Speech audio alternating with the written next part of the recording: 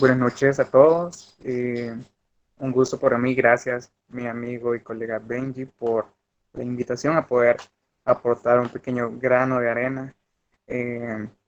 el conocimiento de cada uno. Bueno, ya me presentaba, soy Stanley, actualmente estudiante de la especialidad de ginecología y obstetricia en el Centro Médico Nacional, en el Hospital Nacional de la Mujer María Isabel Rodríguez. Para mí es un gusto poder compartir con ustedes, como les digo, tomen eso como un breve repaso nada más. Eh, Quizás mi principal objetivo en esta plática va a ser motivarles a poder recordar este tema tan apasionante. En fisiología ya muchos lo pudimos haber visto, pero quizás no le hemos dado la importancia hasta que en algún momento alguna familiar, alguna amiga o una paciente nos empieza a cuestionar un poco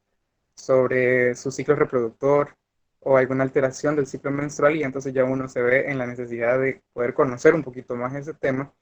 y ese es mi propósito, inquietarle para que usted después de esto esté un poco más interesado en leer un poquito y aprender más respecto al tema.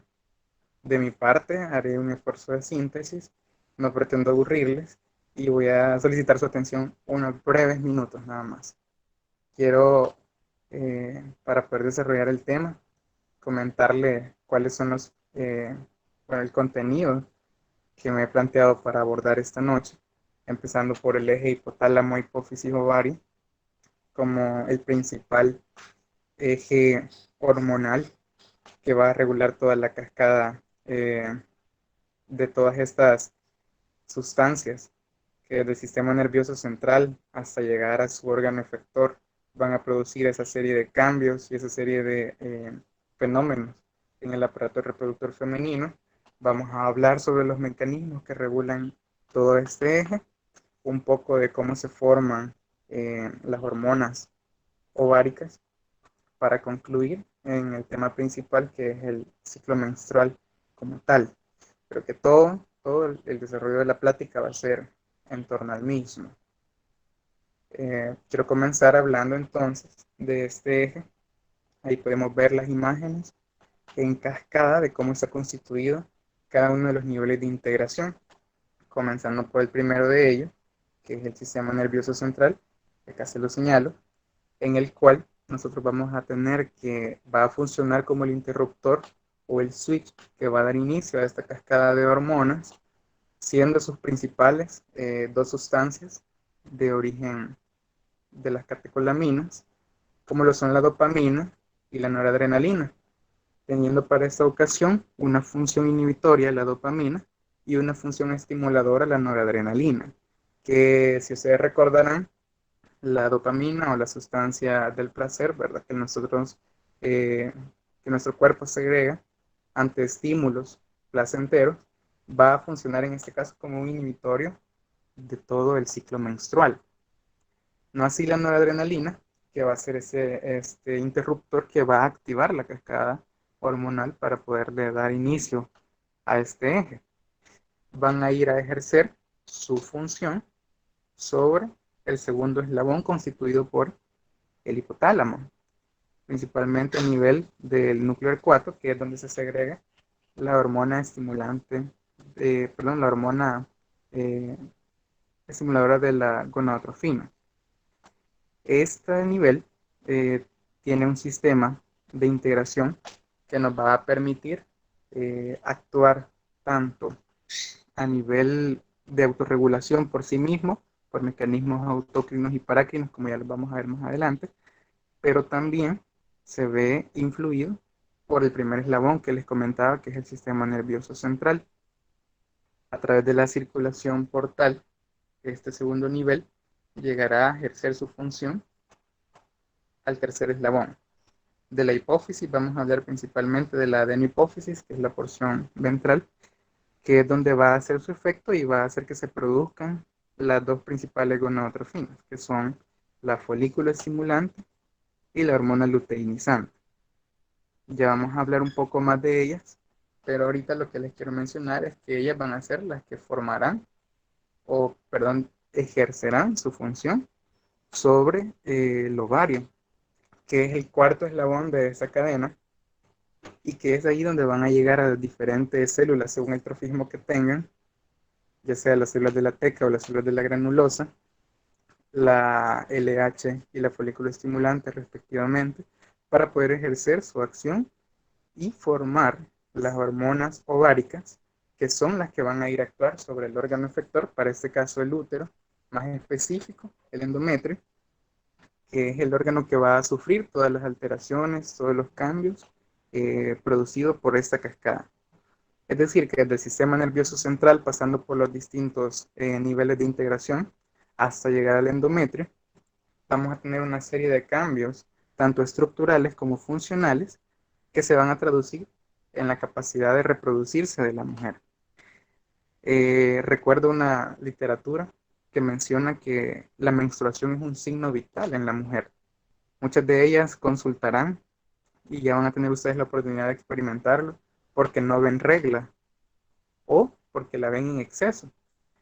Entonces, de aquí la importancia que nosotros podamos darle un valor a todo este esquema para que nosotros sepamos en qué nivel se está produciendo alguna alteración y podamos darle respuesta a lo que aqueja a la paciente. Ya conociendo esos niveles de integración, es de mi interés que ustedes conozcan cuáles son los mecanismos regulatorios. Para ello les traigo estas dos imágenes. A su izquierda, a la izquierda de la pantalla, podemos observar principalmente que a nivel del sistema nervioso central, como les mencionaba, vamos a tener tanto inhibición como estimulación de la cascada. Y lo que las situaciones que le permiten a la mujer liberar una u otra hormona, que en teoría en una mujer sana debería estar regulado y balanceado, de manera que periódicamente la dopamina deje de ejercer un efecto inhibitorio y salga la noradrenalina a hacer su función de estimulación sobre el hipotálamo, para que pueda hacerse segregada la hormona liberadora de gonadotrofinas. A nivel hipotalámico vamos a tener que el núcleo cuato, estamos acá en este punto ahorita, podrá ser regulado por sí mismo mediante autorregulación y también el hipotálamo mediante los núcleos vecinos puede generar también una regulación conocida por la cercanía como asa ultracorta. Quiere decir que mediante estimulación parácrina, las demás hormonas segregadas a este nivel hipotalámico ejercen una función sobre el núcleo ercuato para segregar más o menos hormona liberadora de gonadotrofina. Lo que quiero hacer énfasis es que es un sistema altamente regulado, que no depende eh,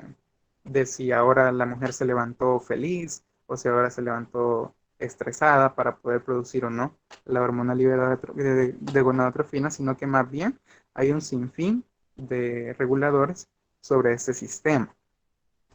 que a su vez en cascadita vamos a llegar hasta la adenohipófisis, donde se las marco ahorita, que es donde principalmente se van a dar las dos hormonas que les mencionaba, la hormona luteinizante y la folículo estimulante, que también se van a ver influenciadas por la hormona a la cual dan lugar mediante su trofismo. ¿Y por qué les menciono el trofismo? Porque la LH tiene más afinidad por las células de la teca para poder formar progesterona y la FSH tiene más afinidad por las células de la granulosa para poder formar estrógenos. Estas flechas que van desde el ovario y que vemos que tanto estimulan a la adenohipófisis así como al hipotálamo, son estas dos hormonas ya mencionadas, la progesterona y los estrógenos. Y se ve mediante ese esquema que tienen influencia mediante un mecanismo que ya lo vamos a ver más adelante, conocido como retroalimentación, principalmente negativa en la mayor parte del ciclo, pero que para el estrógeno en algún momento se convierte en una retroalimentación positiva que nos va a permitir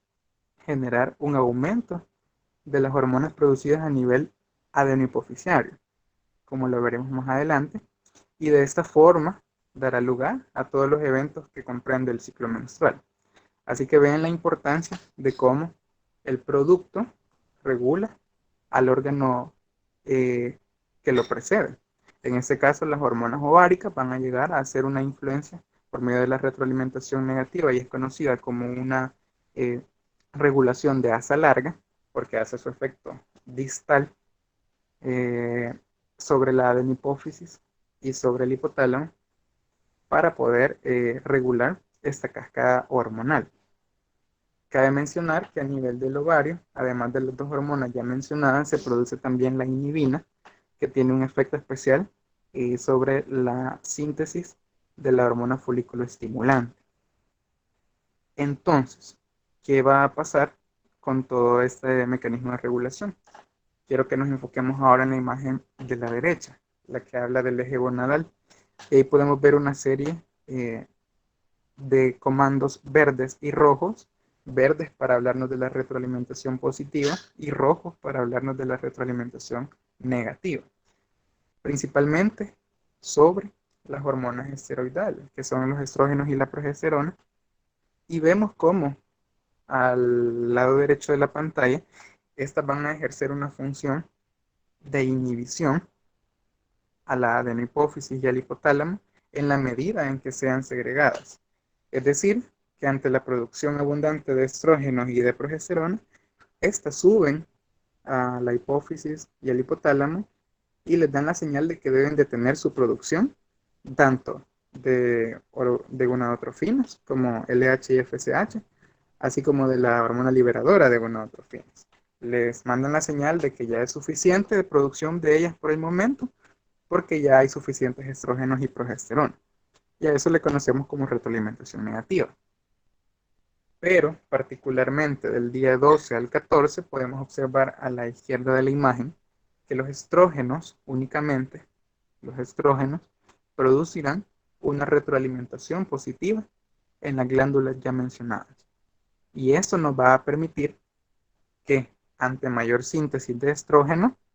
haya más síntesis de hormona folículo estimulante principalmente, y eso nos permita hacer una elevación necesaria para que se pueda permitir la ovulación que se viene dando en una mujer regular, lo cual es muy difícil encontrarlo, pero teóricamente en el 14º día del ciclo menstrual. Así que ya comprendido un poco los niveles de integración y el sistema de regulación del propio eje, quiero hablarles de la síntesis de las hormonas esteroidales, conocido también como la esteroidogénesis ovárica. Primero quiero centrarme en poder darles a conocer la estructura y para ello les traigo acá una representación gráfica de un ovario que podemos ver cómo en su periferia se va desarrollando cada uno de los folículos. Así, por ejemplo, en la punta de la flecha podemos observar que alrededor de todos los 500 folículos inmaduros que puede tener una mujer menopáusa, por lo menos de 200 a 50 van a empezar a estimularse por medio de la hormona folículo estimulante, valga la redundancia, para irse madurando. De estos, solo unos 50 van a lograr ese paso. De estos 50 todavía se ven reducidos a unos de 5 a 20 folículos que van a ir tomando ya una forma más madura, pero de estos solamente uno logrará la maduración completa y se convertirá en un folículo de Graf o folículo completamente maduro para poder seguir con la síntesis de las hormonas a nivel ovárico. Entonces, esta imagen que tengo encerrada en el esquema del ovario, quiero hacerla un poco más amplia y poderles hablar de sus dos componentes principales. Un folículo maduro o folículo de Graf, que, valga la redundancia, se madura cada 28 días uno de ellos y que va a permitir que funcione como productor de las hormonas esteroideas. Tiene dos componentes. En la periferia, las células de la teca, que no están señaladas en la imagen, pero son las que están en la periferia. Y como están señaladas aquí, un poco más central, las células de la granulosa. Cada una de estas células tiene unos receptores principales. Al lado derecho de la pantalla, la célula de la teca interna, que es esta que señalamos en un inicio, se ve representada en la imagen de color verde. Y la imagen café está representando a las células de la granulosa. Entonces voy a identificar acá con una flechita el receptor que principalmente expresa cada una de esas células, siendo para las células de la teca interna el receptor de LH y para las células de la granulosa el receptor de FSH. ¿Qué va a pasar con esos dos receptores? Y por eso les hablaba del trofismo de cada una de las células eh, de la adenopófisis. La LH tiene más trofismo por las células de la teca y la FSH tiene más trofismo por las células de la granulosa. Y aquí entra en juego una teoría conocida como la teoría de las dos células, que nos habla de la síntesis de las hormonas esteroidales a partir de esas dos células. Tenemos la entrada a la parte superior de la imagen del colesterol que circula en los vasos sanguíneos de la mujer, que principalmente se representan por el LDL. Va a tener cada una de estas células un receptor específico para LDL que va a introducir este colesterol a la célula y primero a la célula de la teca para que ésta pueda ser convertido del colesterol a la pregnenolona, que es ese que tenemos encerradito acá, que mediante otros procesos enzimáticos se va a convertir en progesterona. Esta progesterona será liberada al torrente sanguíneo. Principalmente es el producto que más eh, libera la célula de la teca, la progesterona, pero también parte de esto eh, pasará por una enzima del citocromo P450 para convertirse en andrógeno, principalmente testosterona, la cual por medio de difusión pasará a la célula de la granulosa para completar su proceso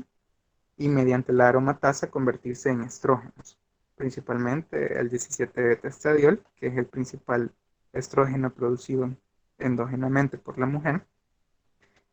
Y esto eh, por estímulo de la hormona folículo estimulante que ya habíamos señalado en este punto,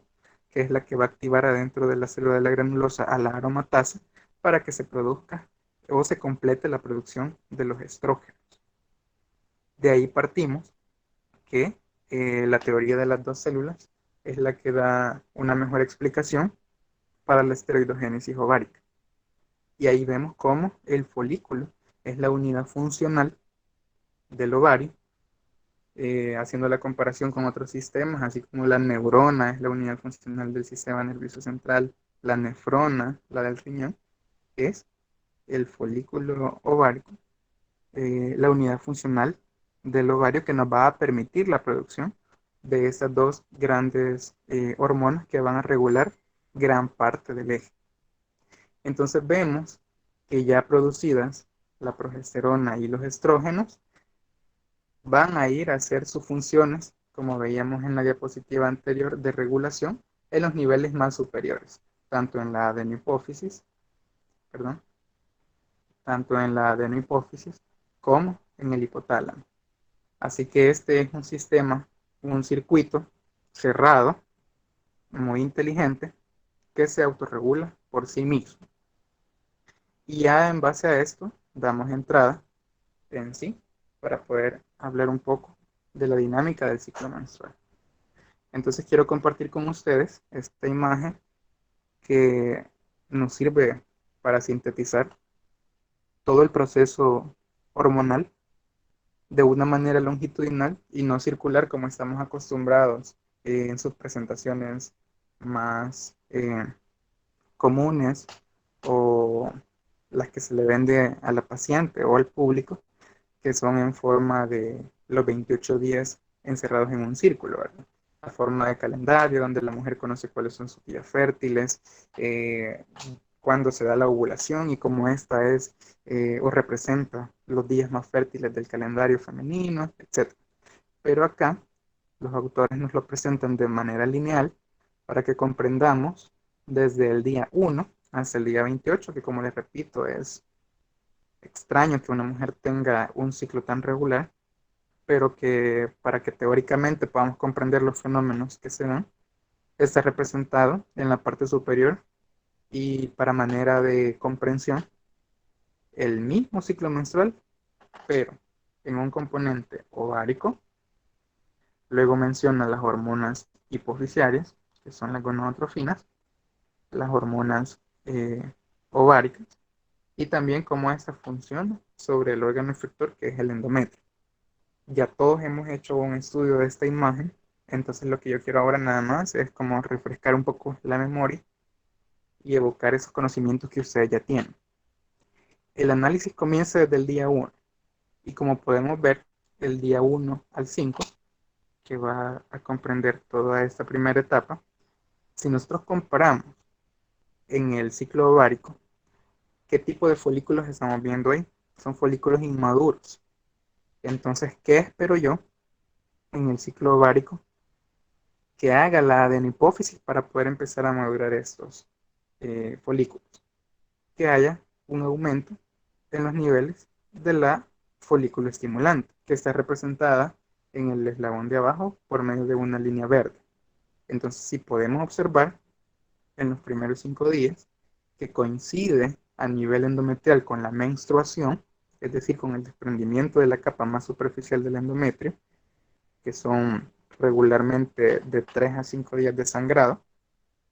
coinciden con un inicio en elevación de la FSH para poder empezar a madurar los folículos que se encuentran a nivel ovárico y que les decía que eran alrededor de unos 50, que están luchando ahí por ser estimulados por la FSH para poder completar su maduración. De estos 50 les hablaba que de unos 5 a 20 iban a sobrevivir la siguiente fase, que era convertirse en unos folículos eh, ya un poco más maduros, siempre por el aumento de la folícula estimulante. Y a la par, como se recordarán ustedes, cuando veíamos la representación del folículo ovárico, al estar siendo estimuladas por la FSH, las células de la granulosa comenzarán a producir un aumento en los estrógenos. Y se ve que va de forma paralela con el pico de la FSH. Es decir, que a mayor FSH, mayor estrógeno, porque va a aumentar la cantidad de folículos que se van a ver influenciados por la FSH para poder producir los estrógenos. Pero si no mal recordarán, antes de producirse los estrógenos en las células de la granulosa, ha pasado el colesterol también por las células de la teca para producir un leve aumento de la progesterona. Y esa elevación leve pero significativa de progesterona en las hormonas ováricas se debe al estímulo que también produce la hormona luteinizante sobre las células de la teca. ¿Qué va a pasar conforme pasan los días? Principalmente rondando ahí el 12º y el 13º día del ciclo menstrual, podemos observar cómo el estrógeno presenta este pico que vamos a señalar acá de esta forma, que va a preceder a la máxima elevación de LH, pero también de FSH. Si bien es más significativa ahí la elevación de la LH, pero todo este fenómeno nos va a producir a nivel ovárico la ovulación. Como podemos observar acá, se rompe el folículo y libera el óvulo para que pueda entrar ya a transportarse y poder llegar hasta la cavidad uterina donde pretende ser fecundado, porque esa es la base o el principal objetivo de este ciclo, es buscar la reproducción. Entonces pudimos ver cómo el estrógeno, a mayor producción, mediante una retroalimentación positiva, como veíamos anteriormente, ha ido a la adenopófisis a estimular mayor síntesis de hormona luteinizante y de hormona folículo estimulante. Pero lo que más significativamente se observa es la elevación de la LH. Entonces podemos decir que el día 14 coincide con el pico de LH, el cual da paso a la ovulación y permite que en ese momento el óvulo se encuentre ya en su máxima capacidad para poder ser fecundado. De ahí que el día 14